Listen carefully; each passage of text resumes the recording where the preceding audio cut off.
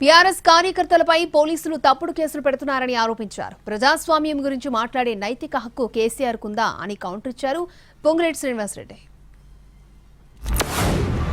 Police మిత్రులకు మనవి చేస్తా ఉన్నా, ప్రజాస్వామ్యంలో ప్రజలకు అడిగే హక్కు ఉంటుంది, తప్పకుండా అడుగుతారు ప్రజలు. ఈ అడిగే హక్కును సోషల్ మీడియాలో బీఆర్ఎస్ కు సోషల్ మీడియా వారియర్స్ ఉన్నారు, వాళ్ళు బ్రహ్మాండంగా పనిచేస్తున్నారు, ఖచ్చితంగా అడుగుతున్నారు ప్రజల తరఫున. ఇంత అన్యాయం జరుగుతుంటే చూడలేక వాళ్ళ మీద కేసులు, వాళ్ళని పట్టుకపోవడు. పోలీస్ సోదరులను నేను అడుగుతా ఉన్నా, మీరెందుకు దునుకులాడుతుండ్రే? మీకేమక్కడ వచ్చింది?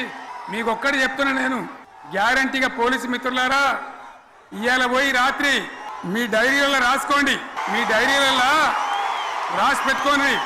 100కు 100% ఇవాళ తెలంగాణ చెలరేగిన పరిస్థితికి మళ్ళా వచ్చేది బీఆర్ఎస్ గవర్నమెంటే, అది ఎవరు కూడా ఆపలేడు. మీరెందుకు కేసులు పెడుతున్నారు? నాకు అర్థం కాదు. మీరెందుకు దునుకులాడుతున్నారు? మీరెందుకు బలైతారు? రేపు మీకు రాజకీయాలు ఎందుకు? పోలీసు వ్యవస్థను గురించి మాట్లాడుతున్నారు, ఏదో డైరీలో రాస్తానంటున్నారు. ప్రజాస్వామ్యం గురించి మాట్లాడే నైతిక హక్కు అర్హత ఉందా?